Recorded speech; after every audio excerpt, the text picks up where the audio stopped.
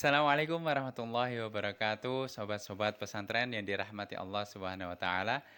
Hari ini kita akan meneruskan program kita yaitu satu hari satu hadis yang untuk seksi pertama ini kita akan membahas hadis-hadis dari kitab Arba'in An-Nawawiyah yaitu hadis yang kedua yang mana kemarin di video pertama adalah hadis yang pertama.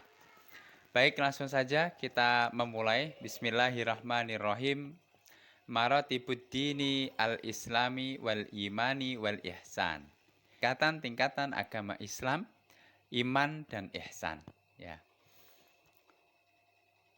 An Umar radhiyallahu anhu aydan qala, dari Umar radhiyallahu anhu juga maksudnya adalah di hadis yang pertama kemarin diriwayatkan dari Umar bin Khattab dan di hadis yang kedua ini juga diriwayatkan oleh Umar bin Khattab. Bainama nahnu julusun inda Rasulillah sallallahu alaihi wasallam, ketika kita sedang duduk-duduk bersama Rasulullah sallallahu alaihi wasallam, dzata yaumin ittala'a alaina rajulun syadidu bayadis syab. Muncul di antara kita seorang laki-laki yang sangat cerah, ya, yang sangat cerah pakaiannya dan sangat hitam rambutnya. La yura alaihi asharus safar, akan tetapi tidak terlihat bekas jejak kakinya. Jadi tidak ada bekas jejak kaki. Wala ya'rifu minna ahadun, dan tidak ada satupun orang di antara kita yang mengetahuinya. Hatta jalasa ilan Nabi sallallahu alaihi wasallam, sampai dia duduk bersama Nabi Muhammad sallallahu alaihi wasallam. Fa asnada rukbataihi ila rukbataihi, dan disandarkanlah kakinya ke kaki Rasulullah, ya. Wa wada'a kaffaihi ala fakhidaihi, dan diletakkanlah telapak tangannya itu di atas kakinya Rasulullah SAW. Wa qala, kemudian laki-laki tersebut berkata, ya Muhammad, wahai Muhammad, akhbirni anil Islam, yaitu kabarkan kepadaku apa itu Islam.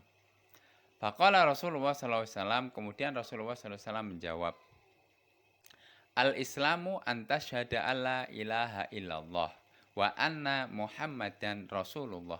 Islam adalah engkau bersyahadat, engkau menyaksikan bahwasanya tidak ada Tuhan kecuali Allah. Wa anna Muhammadan Rasulullah, dan sesungguhnya Nabi Muhammad adalah utusan Allah. Oke, mungkin kita jelaskan langsung ya per kalimat karena ini hadisnya sangat panjang ya, supaya kita mengetahui isi dan makna kandungan yang ada di dalam setiap kalimat ini. Jadi laki-laki tersebut bertanya kepada Rasulullah tentang Islam, dan Rasulullah menjawab, Islam adalah engkau bersaksi tidak ada Tuhan selain Allah atau kecuali Allah, dan ini merupakan syarat utama orang masuk Islam, ya.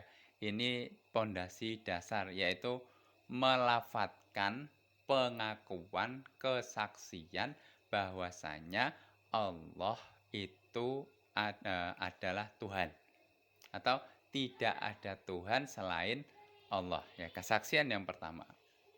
Jadi pengakuan tentang itu.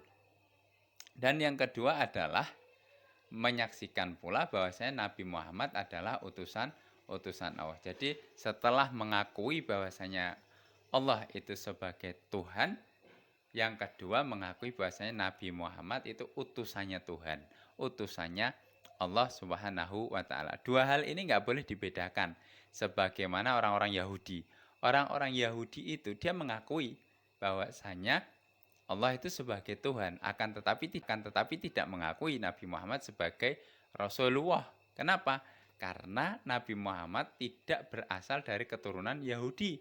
Meskipun sebelum Nabi Muhammad dilahirkan, mereka itu sudah betul-betul menanti Nabi akhir zaman yang mana dijelaskan dalam kitab mereka. Akan tetapi ketika Nabi Muhammad lahir ternyata bukan dari bangsa mereka, bukan dari bangsa Yahudi, dan akan tetapi justru dari bangsa Arab. Sehingga mereka banyak yang menolak. Nah, ini tidak bisa. Jadi istilah mengakui bahwasanya Allah sebagai Tuhan, tapi tidak mengakui Nabi Muhammad sebagai Rasul, tentu tidak bisa. Ya. Wa tuqimas shalah, dan mendirikan sholat. Di sini bahasa yang dipakai dan dimanapun, baik itu di dalam hadis maupun Al-Quran, itu bahasanya iqamatus sholah, mendirikan sholat. Artinya apa?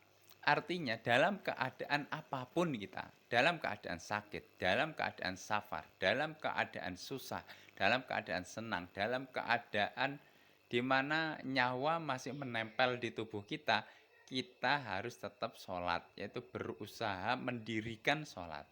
Yang pertama. Makna yang kedua bisa juga bermakna jamaah. Ya. Jadi bagaimanapun dalam keadaan apapun, sholat ini harus ditegakkan. Jika melihat ada orang yang tidak melakukan sholat, maka kita wajib untuk mengingatkan.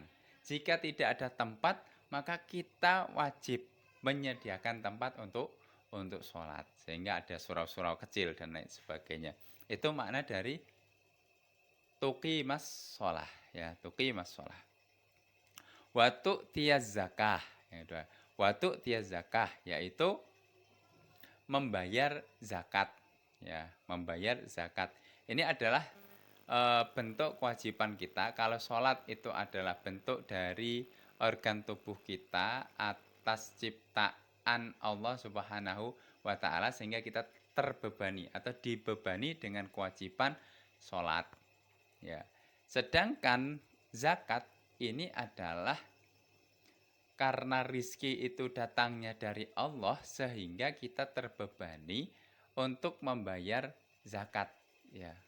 Untuk membayar zakat. Ini bentuk wujud kita atas pengakuan bahwasanya Allah itu sebagai Tuhan kita. Sehingga apapun yang kita miliki, baik itu tubuh ini ataupun harta, maka ya ada kewajiban yang harus kita tunaikan. Wa tasuma Ramadan, dan berpuasa di bulan Ramadan. Begitu juga bahasanya 1 tahun ada 12 bulan, dan hanya 1 bulan saja dari 12, hanya 1 bulan saja yang wajib melaksanakan puasa. Sebagaimana sholat itu juga sama. Sholat itu ada waktu itu ada 24 jam. Akan tetapi yang wajib atau yang kita pakai untuk sholat mungkin hanya berapa menit, ya. Kalau dianggap 1 rakaatnya 1 menit, ya hanya 17 menit. Dan itu hanya 1, berapa ya dari menit yang tersedia dalam satu hari. Ya, jadi sangat sedikit sekali ya beban yang diwajibkan kepada kita. Wa tahujjal baita in istata'ta ilaihi sabila, dan melakukan haji, yaitu in istata'ta. Jadi jika kalian mampu atau bagi yang mampu untuk melakukan perjalanan. Ya, ini adalah bentuk peribadatan secara keseluruhan, baik dilakukan secara jawarih, yaitu dengan seluruh tubuh kita, dengan harta kita, dengan waktu kita, sehingga semua rukun itu terkumpul di haji. Nah, itu adalah kesempurnaan dari agama. Tapi itu juga manis tato'a, siapa yang bisa, siapa yang mampu. Selanjutnya, qala, seorang laki-laki tersebut berkata, sodaqta, kamu benar. Fa'ajibna lahu yas'aluhu wa yusaddiquhu. Maka para sahabat itu berkata, loh, kita kagum, kita kaget, kita merasa aneh. Dia bertanya terus membenarkan, seakan-akan menguji. Qala, kemudian laki-laki tersebut berkata, fa'akhbirni anil iman, maka berikanlah kabar atau terangkanlah tentang iman. Qala antu'mina billahi, yaitu Rasulullah bersabda, kamu percaya kepada Allah. Nah, ini adalah rukun iman yang pertama ya. Kalau syahadat tadi itu dilakukan secara zahir ya, yaitu dilakukan dengan lisan dan juga diwujudkan dalam bentuk amal yaitu sholat, zakat, puasa, haji. Sedangkan ini adalah amal batin, yaitu tidak ada yang tahu. Ya, tidak ada yang tahu. Tapi ini merupakan landasan bagaimana seseorang itu sebelum melakukannya dengan jawarih ada pondasi atau ada alasan yang memotivasi ataupun yang mewujudkan dari keimanan tersebut. Jadi jika tidak ada iman, ya bisa jadi dia tidak melakukan rukun Islam tadi karena tidak ada iman. Tapi bisa jadi tidak ada iman tapi tetap melaksanakan rukun Islam. Ya, itu nanti pembahasannya panjang ya, ada banyak hal kenapa kok melakukan itu. Tapi merupakan syarat sahnya seorang muslim itu ya cukup melafadzkan kalimat syahadat, ya cukup melafadzkan kalimat syahadat. Nah, sedangkan iman ini adalah derajat yang kedua, makanya judulnya Maratibuddin, yaitu derajat ataupun tingkatan-tingkatan agama. Jadi ini merupakan tingkatan yang kedua, yang lebih tinggi, yaitu beriman kepada Allah. Ya, beriman kepada Allah.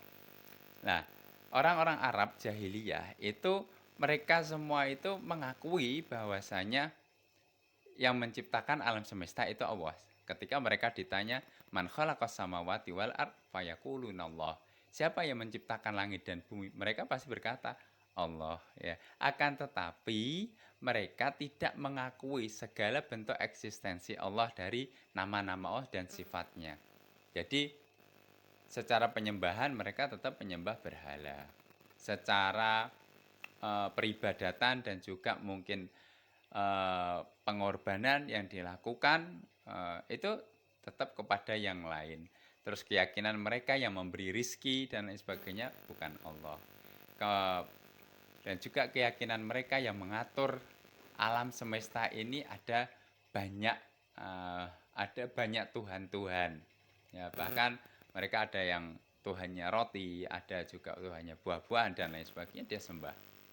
Nah, itu. Jadi dia percaya bahwasanya yang menciptakan alam semesta ini adalah Allah, tapi secara aplikasi penyembahan dan juga keyakinan terhadap eksistensi Allah, terhadap sifat-sifat Allah, asma Allah tidak ada.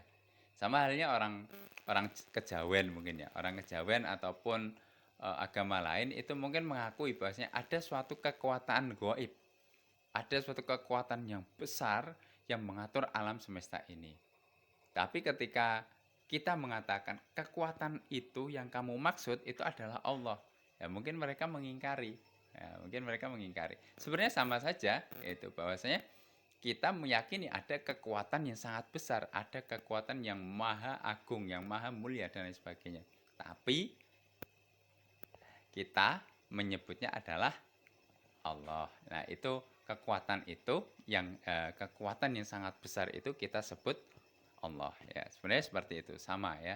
Sebenarnya sama, cuman penyebutan saja. Ya. Jadi apa yang mereka maksud sebenarnya sama dengan yang kita maksud, cuman istilah yang dipakai berbeda. Tapi ketika istilah itu salah, ya salah semuanya. Ya, jadi seperti itu. Terus yang kedua, wa malaikatihi, dan malaikatnya. Ya, mungkin kita bertanya, kenapa kok harus beriman kepada malaikat? Atau hanya kepada malaikat saja, padahal ciptaannya Allah kan banyak. Ada malaikat, ada jin. Ya. Jawaban yang pertama adalah kenapa kok kita harus beriman kepada malaikat? Atau kenapa Allah harus menciptakan malaikat? Sedangkan Allah itu maha mampu, maha atas segalanya. Tapi kenapa kok harus menciptakan malaikat? Jawaban yang pertama itu adalah untuk menunjukkan keagungan Allah, untuk menunjukkan kebesaran Allah, untuk menunjukkan kemahasempurnaannya Allah. Kenapa? Karena itu semua tidak mungkin Allah menjelaskan sendiri. Tidak mungkin. Tapi ada makhluk yang menjelaskan bahwasanya Allah itu maha sempurna. Allah itu maha agung dan lain sebagainya. Ya. Kenapa? Ya karena kita ambil contoh saja. Kalau seandainya segala sesuatu itu Allah sendiri yang melakukan, tentu persepsi manusia itu akan dalam berbeda dalam mempersepsikan atau menggambarkan Allah. Ya, tentu Allah Maha tahu tentang itu. Contoh ketika Nabi Muhammad Isra Mi'raj. Kalau seandainya itu semuanya Allah yang jemput Rasulullah, membersamai Rasulullah, terus juga ketika Mi'raj ke atas itu juga bersama Allah. Tentu berbeda ya. Tentu berbeda dengan ketika yang membawa itu adalah malaikat Jibril, terus dibawa ke langit ketujuh untuk menghadap Allah yang maha agung, yang maha besar, yang maha sempurna. Tentu berbeda persepsi tersebut. Selain itu juga bahwasanya Allah itu sangat mustahil untuk bisa dilihat di dunia, ya sangat mustahil. Sehingga dibutuhkan untuk menunjukkan kebesarannya Allah. Terus yang kedua, kenapa kok hanya malaikat yang menjadi rukun iman, bukan jin juga harus beriman kepada jin dan lain sebagainya. Kenapa? Karena malaikat itu diberi beban dan tugas-tugas oleh Allah untuk mengurusi manusia. Ya. Bahkan kita bisa mengatakan dan di dalam Al-Qur'an pun juga sama bahwasanya seluruh makhluk yang Allah ciptakan itu sebenarnya untuk manusia. Begitu juga malaikat. Malaikat diciptakan untuk mengurusi manusia. Termasuk jin ataupun setan atau iblis. Itu juga diciptakan untuk menguji keimanan manusia. Jadi sungguh luar biasa ya manusia ini makhluk Allah yang betul-betul menjadi perhatian utama bagi Allah Subhanahu wa taala. Oke, sehingga malaikat harus beriman kepada malaikat. Ya. Jawaban yang ketiga ini berkaitan dengan keimanan yang ketiga yaitu wa kutubihi. Yaitu berkaitan dengan wa kutubihi. Kenapa? Ketika kita tidak beriman kepada malaikat, tentu kita akan menafikan, mengingkari keimanan kepada kitab. Ya, kenapa? Karena malaikat yang membawa kitab atau membawa kalamullah. Ya, sedangkan kitab itu adalah rujukan utama atas segala informasi tentang agama. Segala informasi tentang Allah, segala informasi tentang gaib. Ketika tidak ada kitab, sudah tidak ada informasi apapun dan manusia tentu tidak bisa mengetahui akan kebenaran Allah, akan kebenaran agama. Itu seperti itu. Ya, kitab. Jadi ini merupakan sumber dasar utama, sumber otentik dari segala hal-hal yang tidak bisa dijangkau oleh akal, ya. Dan ini yang membedakan ketika kita mengenal kitab, ketika mengenal Al-Qur'an, kalaulah ilmu pengetahuan itu mengatakan bahwasanya matahari itu terbit dari timur ke barat. Tapi kalau kita mengenal Al-Qur'an, kita akan mengatakan matahari itu diperjalankan oleh Allah dari timur ke barat. Kalau ilmu pengetahuan itu mengatakan hujan itu adalah turunnya air dari langit. Tapi kalau kita mengenal Al-Qur'an, kita akan mengatakan hujan itu adalah Allah menurunkan air dari langit. Nah, jadi bedanya di situ, yaitu selalu menyertakan Allah ketika kita mengenal kitab. Selanjutnya warusulihi, jelas warusulihi, yaitu pada rasul-rasulnya, kepada nabi-nabinya. Ketika kita tidak beriman kepada rasul, tentu kita tidak akan pernah bisa beriman kepada seluruh komponen agama. Kenapa? Karena yang menyampaikan itu adalah rasul, yang menyampaikan itu adalah Rasul. Maka salah satu usaha yang dilakukan oleh orang-orang misionaris ataupun para misionaris itu kan bagaimana berusaha untuk melemahkan eh, kebenaran para sahabat. Ya, ketika para sahabat. Kenapa? Karena sahabat ini adalah sumber utama dari Rasulullah. Nah, itu sanadnya akan terputus ketika kita tidak meyakini akan kebenaran apa yang disampaikan oleh sahabat, itu akan terputus ya. Oke, sehingga disitulah kenapa harus beriman kepada Rasulullah, karena Rasulullah itu menjadi penjelas atau menjadi corongnya agama. Ketika tidak percaya dengan Rasul, ya sudah tidak ada agama mungkin kan seperti itu. Wa rasulihi wal yaumil akhir. Nah ini wal yaumil akhir. Kenapa kok harus beriman kepada wal yaumil akhir? Karena di hari akhir inilah merupakan akhir dari segalanya. Bisa jadi ketika orang tidak percaya dengan hari akhir, tentu dia akan berbuat seenaknya sendiri. Dia tidak akan pernah berpikir bagaimana nanti dibalas. Dia tidak akan pernah berpikir bagaimana nanti dihisap. Dia nggak akan pernah berpikir bagaimana nanti dibangkitkan dan lain sebagainya. Kenapa? Karena di hari akhir inilah hari di mana balasan atas segala apa yang dilakukan oleh manusia di dunia akan dibalas semua di akhirat. Ketika orang tidak percaya dengan yaumul akhir, ya sudah, bisa jadi tidak ada akhlak, tidak ada keadilan, tidak ada, maka kerusakan akan terjadi di mana-mana. Ketika orang itu percaya dengan hari akhirat, tentu ini akan menjadi rem, akan menjadi ikatan bagi manusia untuk tidak terlalu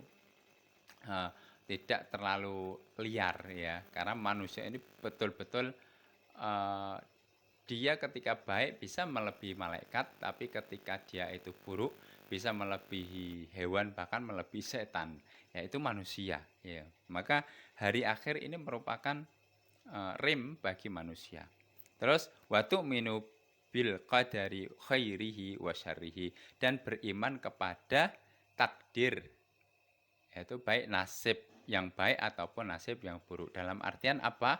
Bahwasanya segala sesuatu ini yang terjadi di dunia itu sudah tertulis.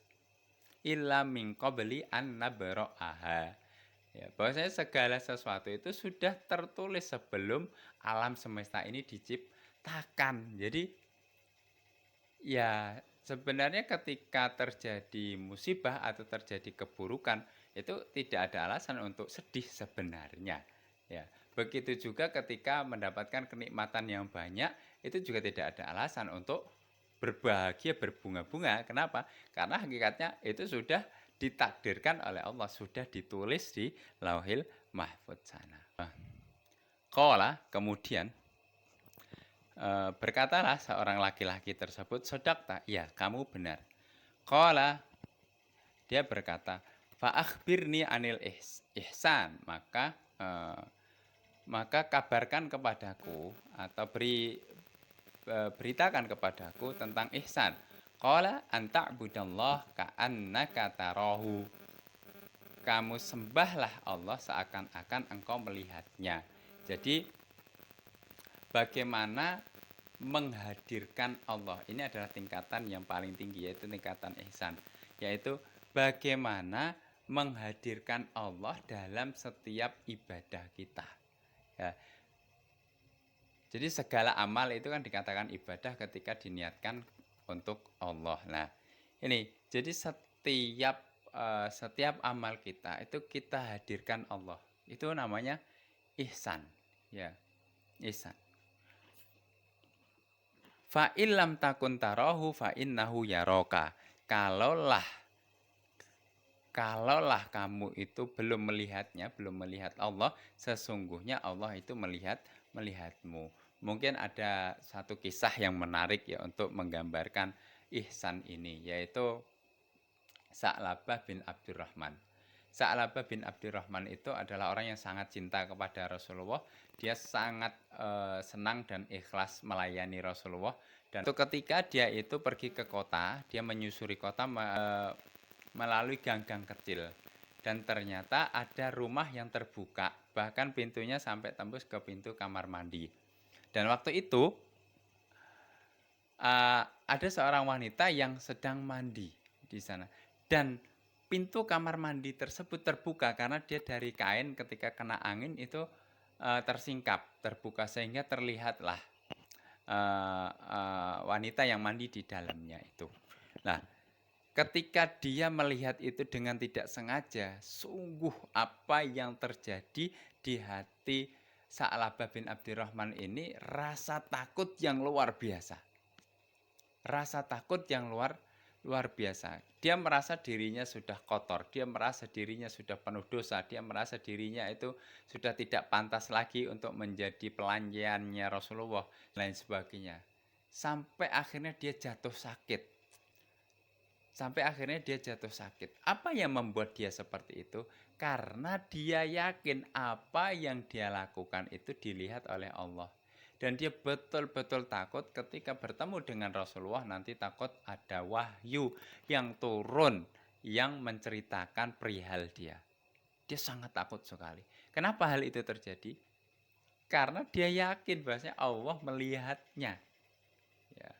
Allah melihatnya. Sampai-sampai ketika Rasulullah menjenguknya, karena dia terkapar nggak bisa apa-apa, Rasulullah menjenguknya. Lalu dia bertanya kepada Rasulullah, "Ya Rasulullah, apakah Allah akan mengampuni saya? Dan apakah engkau ridho kepada saya?" Maka Rasulullah menjawab, "Sungguh Allah telah mengampunimu dan aku ridho terhadapmu." Begitu Rasulullah mengabarkan bahwasanya dia diampuni oleh Allah dan Rasulullah itu ridho, dia sangat tenang hatinya dan akhirnya beliau wafat. Ya, beliau wafat seketika itu. Ya, sungguh itu merupakan gambaran bagaimana ihsan, ya, bagaimana ihsan. Qala fa akhbirni 'anis sa'ah. Kemudian laki-laki tersebut bertanya, "Kabarkan kepadaku tentang hari kiamat." Qala mal mas'ul anha bi'a'lama minas sa'il. Tidaklah orang yang ditanya tentang itu jauh lebih mengetahui dari orang yang bertanya. Dalam artian apa? Orang yang bertanya itu lebih tahu tentang hari kiamat. Qala fa akhbirni an amaratiha. Kabarkan kepadaku tentang tanda-tandanya. Qala Rasulullah bersabda, anta lidal amatu rabbataha, yaitu seorang budak perempuan melahirkan tuannya. Artinya apa? Artinya adalah seorang ibu melahirkan anak di mana anak itu menganggap ibunya sebagai budak, menganggap ibunya sebagai pembantu, suka nyuruh ibunya, suka merintah ibunya dan lain sebagainya. Nah, itu salah satu tandanya. Terus wa antara al-hufata al-urata al-alata ri'a asya'i yatatawaluna fil bunyan. Dan kamu melihat orang yang telanjang kaki, tidak memakai sendal, dan orang yang mengembala kambing, yaitu menunjukkan orang itu miskin, akan tetapi orang itu sekarang telah membangun gedung yang tinggi-tinggi, membangun bangunan yang tinggi-tinggi, dan itu sudah ada di Qatar, di Dubai, dan lain sebagainya. Dulunya mereka adalah pengembala kambing, tidak memakai sendal, dan lain sebagainya. Dan sekarang gedung yang tertinggi itu ada di sana. Ya, gedung tertinggi di dunia itu ada di sana. Mereka yang membuat. Nah, ini sudah suatu tanda, ya, tanda dari tanda-tanda hari kiamat. Summa intalaqa falabistu maliya. Kemudian laki-laki tersebut pergi. Falabistu maliya, Umar bin Khattab, tapi saya masih menetap beberapa waktu. Summa qala, kemudian Rasulullah bersabda, "Ya Umar, atadri manis sa'il." Wahai Umar, apakah kamu tahu siapa yang bertanya? Qultu, Umar, saya menjawab, Allahu wa rasuluhu a'lam. Allah dan Rasulnya lebih mengetahui. Qala fa innahu Jibrilu atakum yu'allimukum dinakum. Sesungguhnya dia itu malaikat Jibril datang kepada kalian untuk mengajarkan kepada kalian agama kalian. Rawahu Muslim, diriwayatkan oleh Muslim. Ya, oke, itulah hadis yang kedua dari hadis Arba'in Nawawiyah. Ya, semoga apa yang kita baca pada hari ini dan juga penjelasan-penjelasannya tadi bermanfaat bagi kita dan membawa berkah dan mampu untuk kita praktekkan dalam kehidupan kita sehari-hari. Terima kasih sudah menonton video ini. Bagi yang belum subscribe, silahkan tekan tombol subscribe. Dan bagi yang sudah, bisa di-share supaya kebaikan ini terus bisa dimanfaatkan oleh banyak orang. Ya, usikum wa iyya nafsi bittaqwallah wallahu a'lam bissawab. Wassalamualaikum warahmatullahi wabarakatuh.